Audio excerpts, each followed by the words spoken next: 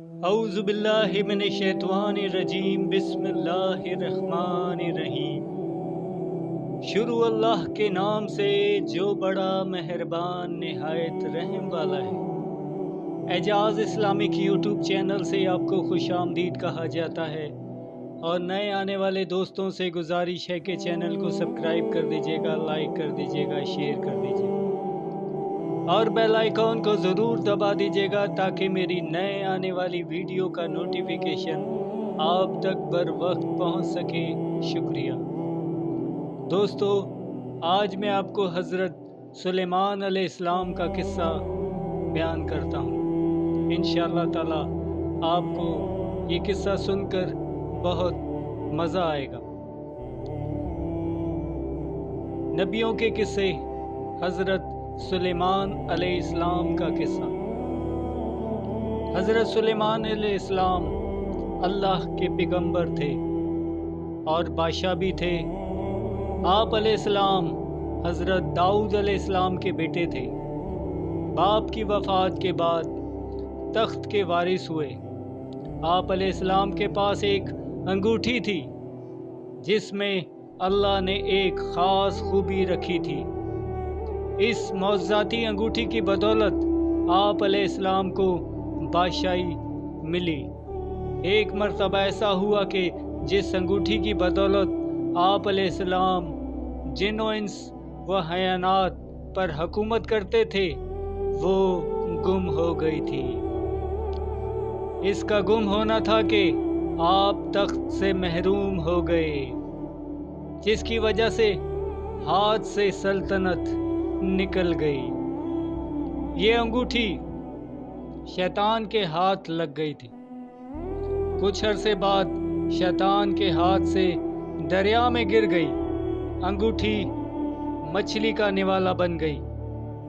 ایک مرتبہ مچھیروں نے مچھلی پکڑنے کے لیے دریا میں جال ڈالا تو یہ مچھلی بھی جال میں آ گئی۔ مچھیرے بازار لے گئے اور بیچ دیا۔ حضرت سلیمان علیہ السلام کے خادموں نے مچھلی خریدی۔ اتفاق کی بات ہے کہ یہی مچھلی خادموں کو ہاتھ لگی۔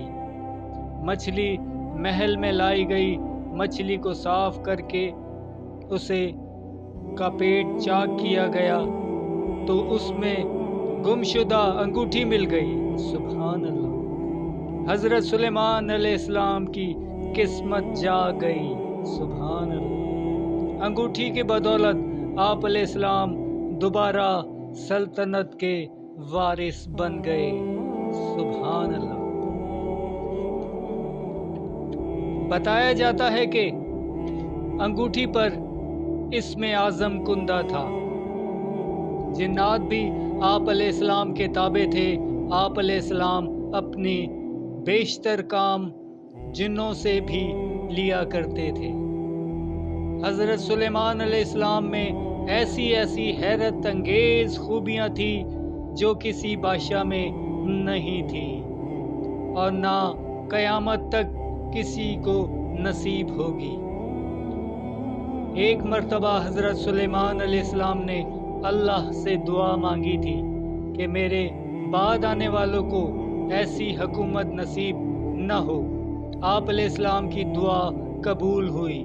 آپ علیہ السلام انسانوں، جنوں، حیوانوں اور ہوا پر حکومت کرنے لگے تھے۔ حضرت سلیمان علیہ السلام نے اپنے باپ حضرت داؤد علیہ السلام کی خواہش کے مطابق فلسطین میں ایک عبادت خانہ تعمیر کرایا۔ اگرچہ تعمیر کرنے کا ارادہ حضرت داؤد علیہ السلام نے کیا تھا، اپنی زندگی میں وہ نہیں کر سکے تھے، لیکن زندگی میں ان کی یہ خواہش پوری نہیں ہوئی۔ تاہم انہوں نے اپنے خواہش کے مطابق عبادت خانے کی جگہ منتخب کر دی تھی۔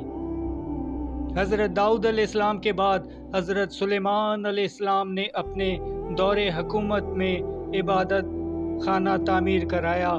اس کے لیے اس عبادت خانے کا نام ہیکل سلیمان پڑا۔ ہیکل سلیمان کی تعمیر 1012 قبل مسیح میں ہوئی۔ تعمیر کا کام 7 سال تک جاری رہا۔ روایت کے مطابق بہت بھاری تعداد میں لوگوں نے تعمیر کا کام میں حصہ لیا۔ بعض روایتوں کے مطابق 2 لاکھ مزدوروں نے کام کیا۔ اسرائیلی روایت میں حیرت انگیز بات یہ بھی پائی جاتی ہے کہ تعمیر کے دوران جنہوں نے بھی حصہ لیا اور دور دراز مقامات پر پتھر اٹھا کر لاتے تھے اور دیواریں چنتے تھے۔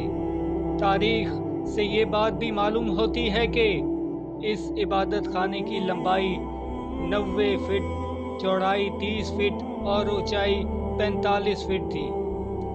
اس کا اندر ایک مخصوص جگہ بنائی گئی تھی جہاں تابوت سکینہ رکھا گیا۔ یہ ایک صندوق کی شکل میں تھا یا یہ ایک صندوق تھا، یہ بہت متبرک مانا جاتا تھا۔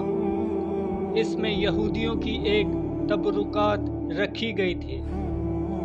قرآن کریم میں اس کے کچھ ارشادات ملتے ہیں، وہ یہ کہ جب اسرائیلیوں کے ہاتھ یہ متبارک صندوق نکل گیا تو فرشتے اس کی حفاظت پر مامور تھے۔ سبحان اللہ۔ اس میں اعلیٰ موسیٰ اور اعلیٰ ہارون علیہ السلام کی نشانیاں تھیں۔ اس کے لیے ان کے نزدیک یہ صندوق بہت متبرک مانا جاتا تھا۔ روایت ہے کہ عصائے موسیٰ بھی اس صندوق میں تھا۔ سبحان اللہ۔ یہ عصا حضرت شعیب علیہ السلام نے حضرت موسیٰ علیہ السلام کو عطا کیا تھا۔ سبحان اللہ۔